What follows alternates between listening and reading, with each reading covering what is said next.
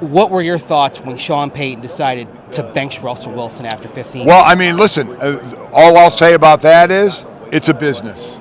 I try and tell players that right now when they get to free agency or anything that involves management is don't take things personally. But it's so easier said than done, right? And listen, there's a clause he got in his contract for a reason, with the injury clause, and I get it. And then at some point, a team looks at what direction they're going to go, and they say, okay, he got that clause. That clause can really hurt us. I thought that was going to happen with Kyler Murray, in all honesty, in Arizona. I didn't know if they were going to put him on the field because they had that injury clause as well. But he ended up going on the field and playing well, and they kept him.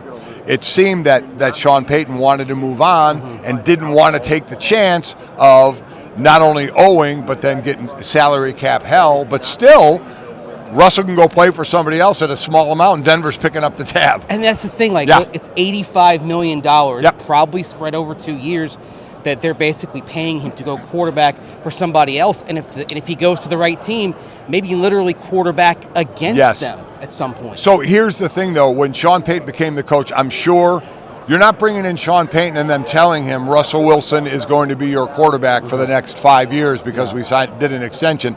Shawn Payton gets to make his own decision on that, and his decision was to move on, and then you got to figure out everything else, from cap money, to dead cap hits. It gets pretty, intensive behind the scenes with that. If you were Shawn Payton right now, what would you do at quarterback?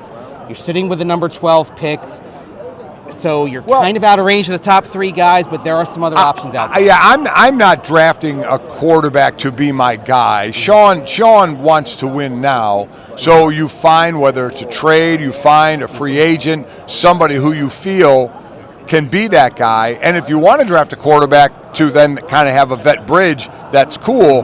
But I think you still want to hit the ground running with the team you have. Yeah. The example that's thrown out there obviously is Baker Mayfield. Yeah. Get him on a value contract. Is there another Baker out there as you see it? Wow, I think you're going to see some shifting that's going on. Is there another Baker? Baker had a career year. I thought he was going to win Comeback Player of the Year. I was surprised he didn't last Me night, too, because Flacco played so much fewer games than Baker. That's a good question. I unfortunately would probably have to think about that a little more. I guess I'm not the analyst I used to be when I can't pull it off the top of my head. But I think there's going to be some quarterback changes. But I think one of the biggest ones to where they end up is going to be Russell Wilson leaving Denver.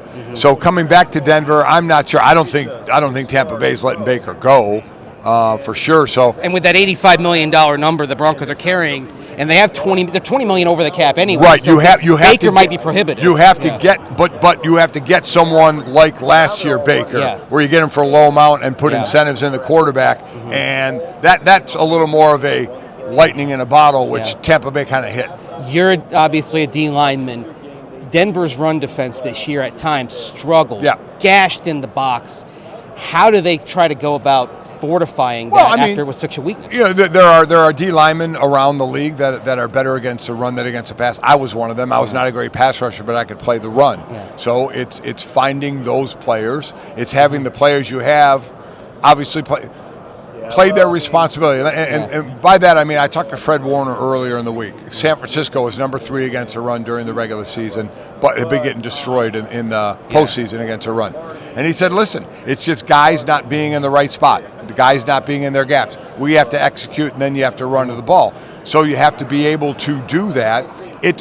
Overall, it's not rocket science. If I'm in a 3 technique over the guard and he's trying to reach me, I can't let him reach me, right? I have to stay in my B gap. If I'm the backside D tackle in a 1 technique on the center, I can't be reached play side to him, across my outside shoulder. So guys have to execute, but there are better players who are run stoppers than passers. That's why you need depth on a defensive line, so you have your run stoppers and you get them off the field and bring in your pass rushers. And it's funny you mentioned Fred Warner, because you got Fred Warner on one side in this game, you got Nick Bolton on the other side in this game, and those types of guys, players that are plus players against the run, but they can also drop into coverage at linebacker, those are extremely hard to find. Fred Warner is number 1 in the league in opposer passer rating against when he's the nearest defender. Nick Bolton is number 3. Yeah. So That's the matchup to me in this game, is those guys in the middle against the two best tight ends in the game, in Kittle and Kelsey. And that's what the Broncos need to find. Like, yes, they do. That's the thing.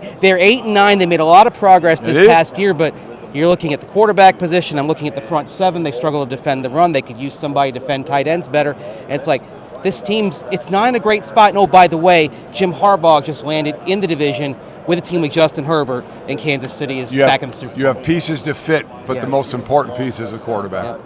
Yeah. He's Mike Golic. I'm Andrew Mason. Thanks for joining us here on Orange and Blue Day. Mike, a pleasure meeting with you. Good luck on Sunday. Enjoy calling the game and enjoy listening to you. Thank you. Appreciate it.